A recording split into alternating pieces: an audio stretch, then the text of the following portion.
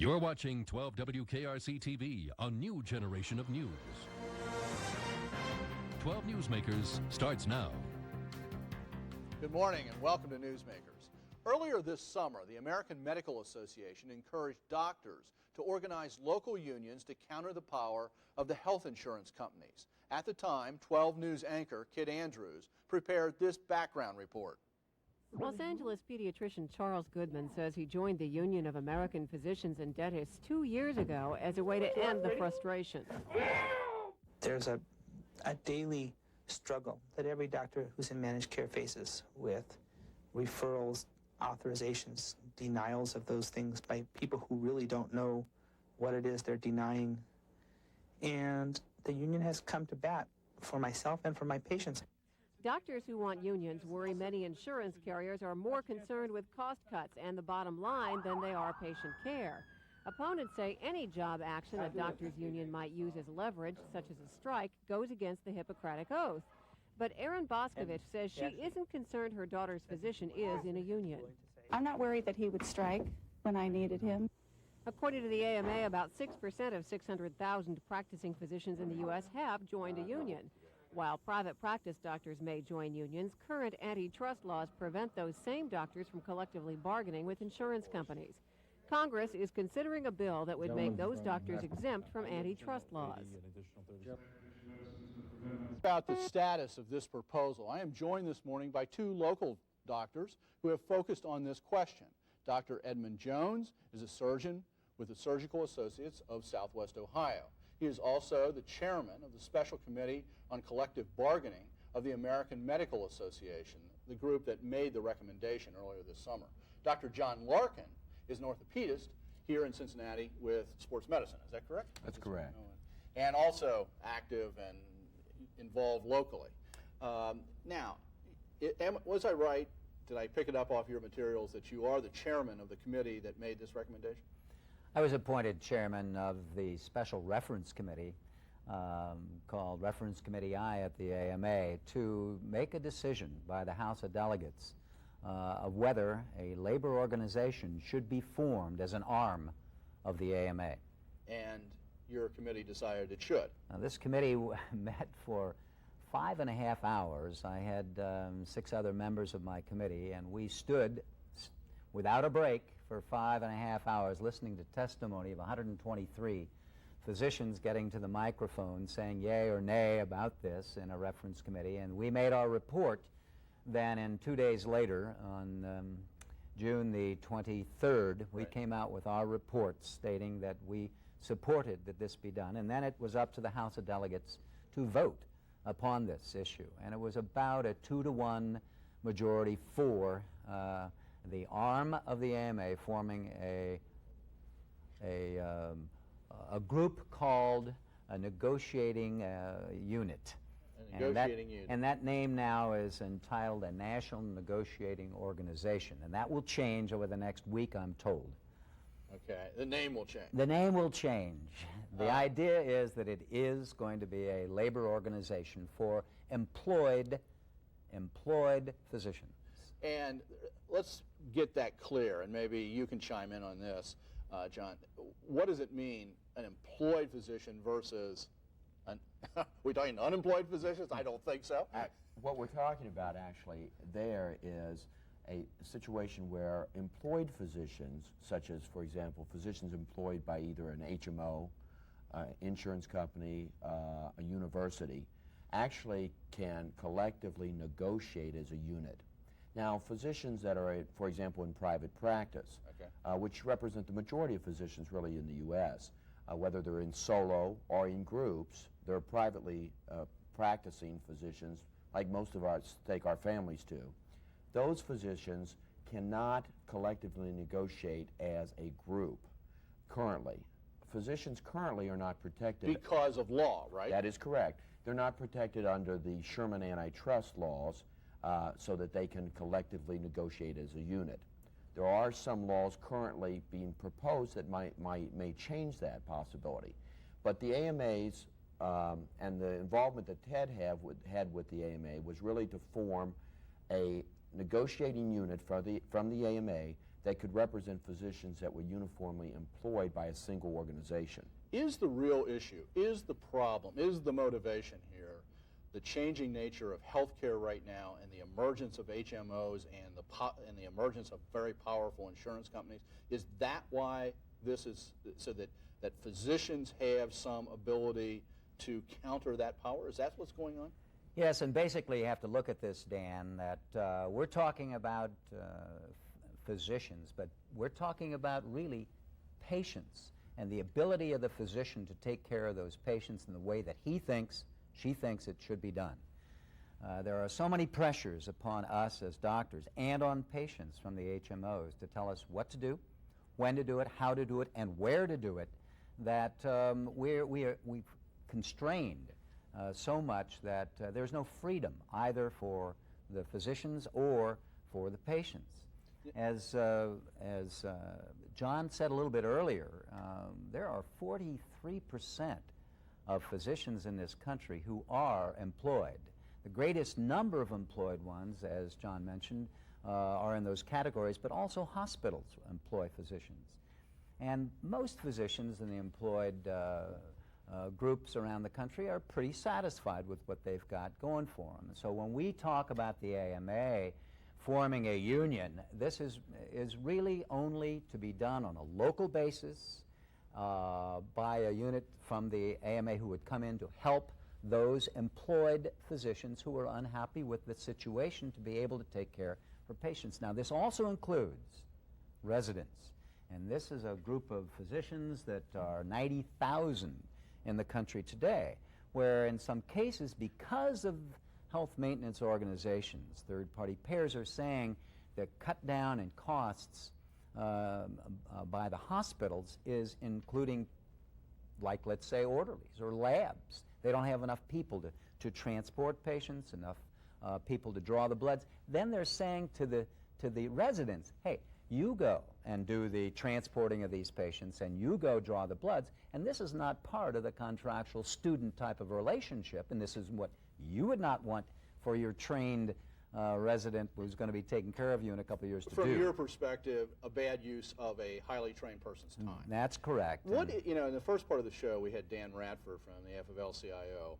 What would be the relationship of one of these local unions or local bargaining units, negotiating units, whatever it is, with the AFL-CIO? Would they be regular AFL-CIO members? No.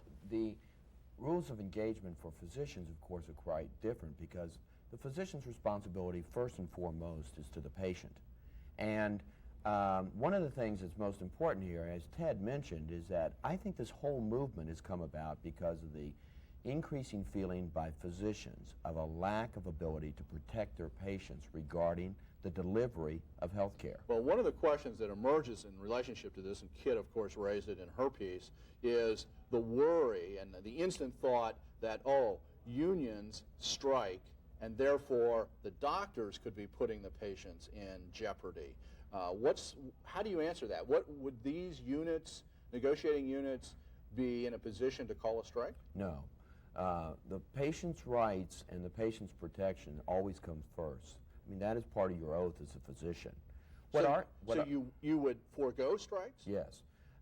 What is important here, though, is what Ted alluded to in terms of the continued deterioration of the ability to deliver health care for patients. And if we look in Cincinnati alone, there's really not one health system in Cincinnati that is this year, every one of them lost money. And with that, with the continued losses, both on the hospital side, both on the delivery side, the real concern here is how long can a system support itself before it implodes on itself? Well, if there's all those losses, let me back up. If you say you're not going to strike, what are you going to do? To be effective, you've got to have something, some leverage. What are you going to do? Okay. First of all, in California, there's a fellow named Robert Weinman, who is a physician, who is CEO of the Union of American Physicians and Dentists out there. And There have been 2 strikes by physicians in California in the 70s when this issue came up. They were localized, and they did not interfere with the emergent medical care or the care of the patients in the hospital. There was a slowdown. This is something that the AMA and our Council on Judicial Affairs and Ethics has stated that, and we will follow, is there shall be no strike. If we get to a situation where we are able to collectively bargain with somebody and it's a hardcore ball game going down, and I remind you that this is dealing for the primary care of the patient's welfare and not of the doctor's pocketbook, that there are slowdowns that can be done to the insurance company that would not affect patient care. So the promise of the American Medical Association in its body called now the National Negotiating Organization is and shall be, there shall be no strike. But there could be slowdowns. There could be slowdowns, and there are other ways to be able to do things, paperwork type of things that can cause problems, and that's what you're getting at. And I don't know how to do that. I'm not a labor man, but I am told that there are ways you can do it without having a detriment to the welfare of patients. I have less than a minute. How much local interest is there in this approach? I mean, this was, your effort was on the national level. How much local interest in Cincinnati? It's, I was actually very surprised. The interest in this has really gained a momentum over the last 2 years, such that we now at the Academy of Medicine for Cincinnati have formed a task force looking into how do we work both with the National AMA and with the Ohio State Medical Society in terms of developing a collective unit for Cincinnati. So the local academy is looking into this as well as the national process. And that is totally in response to the grassroots interest. Well, thank you very much for being here this morning, and this is obviously an issue that we're going to have to come back to because this touches everybody's life. We'll be happy to be here, Dan. Absolutely. Thank you. Thank you. Labor Day marks the traditional beginning of the fall campaign season. Stay tuned. After the break, Newsmakers begins its coverage.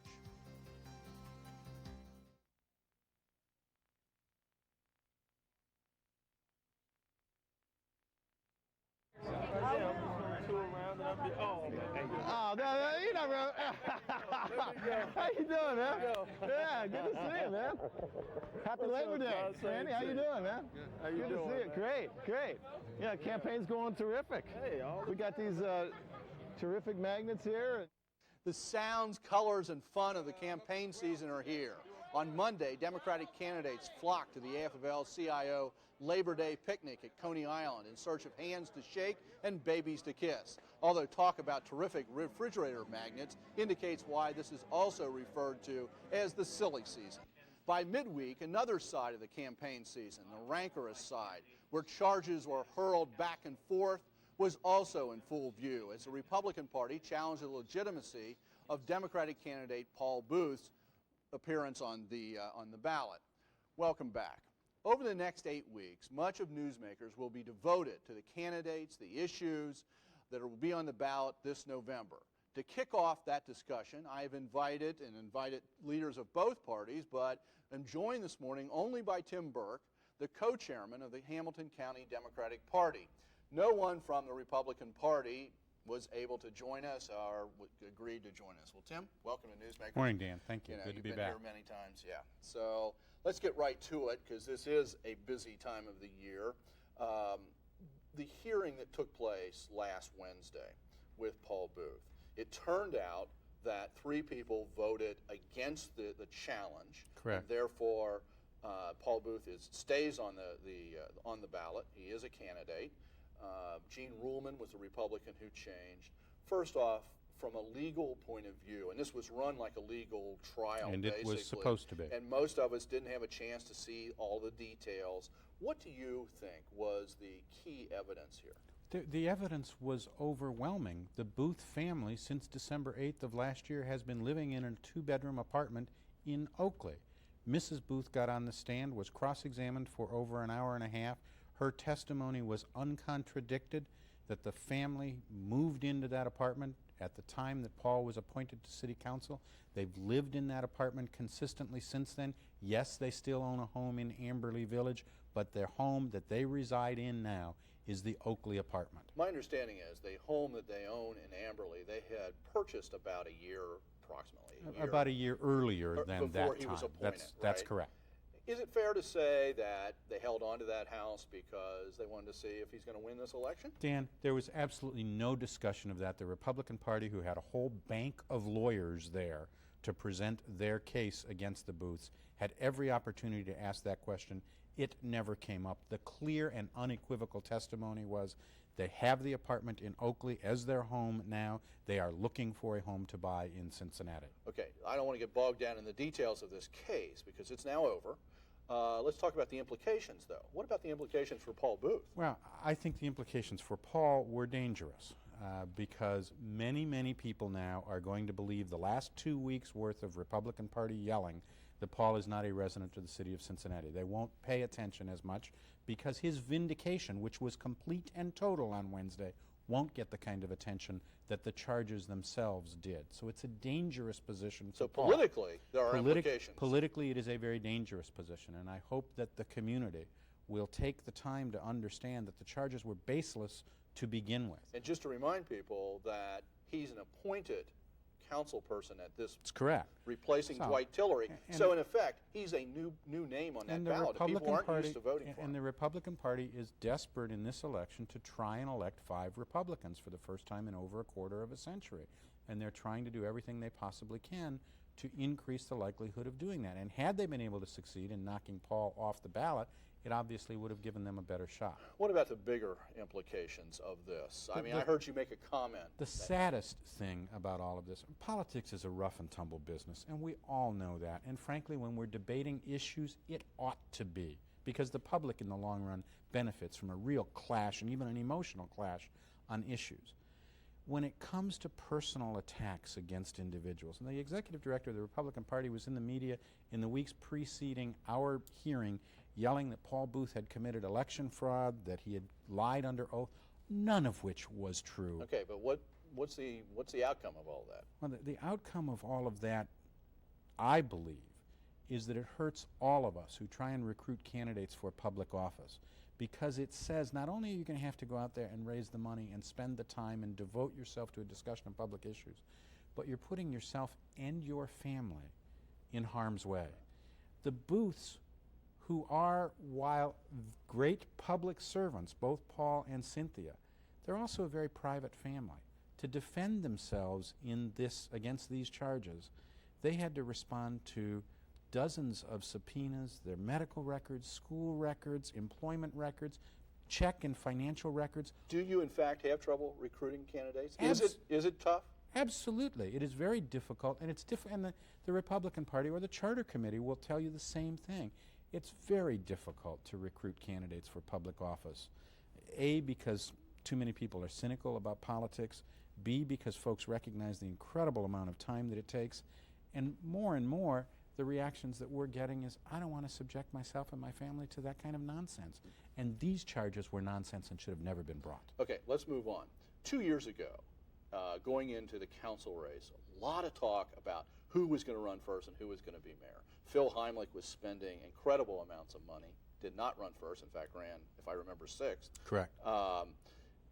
And this time, I don't hear much talk. Now we're going to change the system 2 years from now, but let's talk about that. Who do you think might run first? Oh, I don't know. I think there are any number of people who are competitive for the top spot, and I would include in that Todd Portune, Charlie Lucan, Manette Cooper, Phil Heimlich, Charlie Winburn. I think that the top person is likely to come out of that. But I think the candidates themselves have learned that the best way to campaign for mayor under the current system is not to say, I'm campaigning for mayor. It makes you a target. So a stealth campaign rather than an out front campaign that Phil ran last time. That's correct. Okay. But is there any doubt in your mind that some of them are desperately running for mayor? Or maybe desperately is unfair, but let me just, a couple people, Todd Portune, Charlie Winburn, seem to me to definitely be running for mayor. Both Councilmember Portune and Councilmember Winburn have very strong and aggressive campaigns underway. Councilmember Portune probably has the most effective field operation in place right now and has had for several months. Okay, I want to throw some names up on the screen here. In fact, some of them came up just before.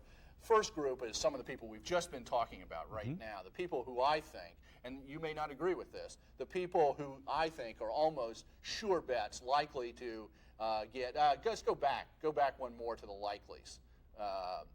There we go. Portune, Lucan, who's a non-incumbent, Heimlich, and Winburn. Now you threw in Minette Cooper. Minette Cooper. I may disagree with you on that. I think there's no doubt that these four get elected. The only question is how they finish. Then the highly probable, let's just throw that one up. There we go. I would put Cooper there and Sissel there. Would you agree? I think that's probably fair. It'd take a lot to knock out those people. Then we got a whole bunch of bubble people here. I agree. And here's my list, and in no particular order. Tarbell, I think, is definitely on the bubble. I don't know if he's above or below the bubble. Booth, DeWine, Goldsmith, Buckley. You add or subtract? Oh, I add, and I would probably initially remove Diane Goldsmith from that. I've not been impressed by the quality of her campaign this year. I would add This to is her that. third time out. I agree, and I just haven't seen Are the the strength. Republicans going to put money behind her? You'll have to ask them. That's going to be a They're strategic not here. decision that they made. But I haven't seen the kind of campaign out of her thus far that I've seen in the past. Certainly, some of her strength in the past has been her ability to attract crossover support from Democrats, from organized labor. She always courted and had the support of the AFL-CIO Labor Council. She does not have that this time. She didn't come to the labor dinner this year. Those are signs that this is not the same kind of strong campaign that I've seen in the past. Okay, so maybe out of her. you would say maybe Diane's not Yes. as strong. I believe Anybody that's else right. you would put on that list? Yes, definitely. I think Alicia Reese is a very, very solid, very attractive young candidate who's out running a very aggressive campaign. Young, 24? 27 years 27, old. okay. And She looks 12, but okay. Well, that may be her biggest disadvantage. She doesn't show her age, even at 27, yet she is a very experienced community activist in Cincinnati. I think she's going to be a real player. First time out as a candidate. Her father was a candidate 25 years ago. I think Scott Seidowitz, another of our Democratic candidates, is going to make noise as a business-oriented, labor-supported Democratic candidate. And to this week he's held a very important press conference. You're throwing Democrats in. Well, how about Republicans? I don't think there are any. Of the other two Republicans who are on the ballot, I do not believe that they are competitive at all. Charter only has Jim Tarbell on the ballot. The other competitors are frankly going to be the rest of the Democratic slate. Jane Anderson, and I would not exclude at all Kay Britton, who ran 2 years ago and ran very healthily for a first-time candidate. Could very well break into the top 9 Let's talk about another topic here, spending.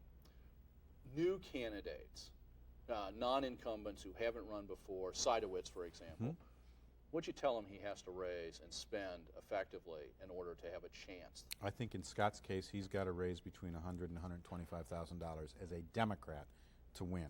I think for a Republican to be competitive, given the way they run their campaigns, they've got to spend considerably more than that to be competitive. The way they run their campaigns, what's that mean?